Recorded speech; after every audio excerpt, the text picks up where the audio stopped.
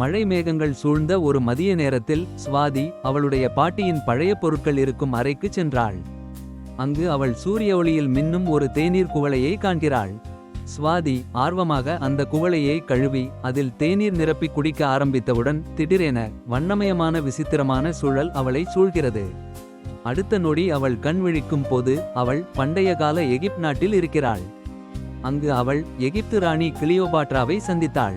அவரை பார்த்து தலைமை பண்பு மற்றும் கருணையின் அடிப்படை பற்றி கற்றுக்கொண்டாள். மீண்டும் தேநீர் குடித்தவுடன் பண்டைய காலத்தின் மாபெரும் ஓவியர் லியோனார்டோ டா வின்சியை காண்கிறாள். அவரிடமிருந்து ஆக்கப்பூர்வமாக சிந்திப்பது மற்றும் புதிய யோசனைகளை செயல்படுத்துவது பற்றி தெரிந்து கொண்டாள். அடுத்து ஸ்வாதி அமெரிக்க புரட்சியின் நடுப்பகுதிக்கு செல்கிறாள். அங்கு அவள் பெஞ்சமின் பிராங்க்லினை சந்திக்கிறாள். அவரிடமிருந்து தைரியம் மற்றும் மற்றவர்களின் நம்பிக்கைகளுக்காக நிற்பது பற்றி கற்றுக்கொண்டாள். அடுத்ததாக ஸ்வாதி இரண்டாம் உலகப் போர் காலத்துக்கு செல்கிறாள். அங்கு அவள் பிளாரன்ஸ் நைட்டிங்கேல் என்ற துணிச்சலான செவிலியரை சந்திக்கிறாள்.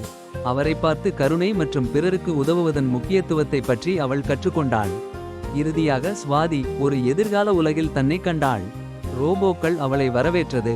மேலும் ஜீட்டா என்ற ஒரு வகையான ரோபோவிடமிருந்து புதுமை மற்றும் குழுப்பணி பற்றி அவள் கற்றுக்கொண்டாள். ஸ்வாதி தன் கண்களை மூடுகிறாள். மீண்டும் வண்ணமயமான விசித்திரமான சுழலை உணர்கிறாள். அவளுடைய பாட்டியின் பழைய பொருட்கள் இருக்கும் அறைக்கு சென்றாள். ஸ்வாதி தான் கற்றுக்கொண்ட அனைத்தையும் தனது வகுப்பு தோழர்களுடன் பகிர்ந்து கொள்ள விரும்பினாள்.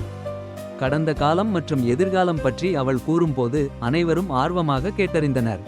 செல்ல குழந்தைகளே, ஸ்வாதியின் சாகசம் நமக்கு வரலாற்றில் இருந்து கற்றுக்கொள்வதன் முக்கியத்துவம், இரக்கம் காட்டுவதன் மதிப்பு, புதுமை மற்றும் புதிய யோசனைகளை ஆராய்வதில் கிடைக்கும் உற்சாகம் ஆகியவற்றை கற்றுக் கொடுக்கிறது.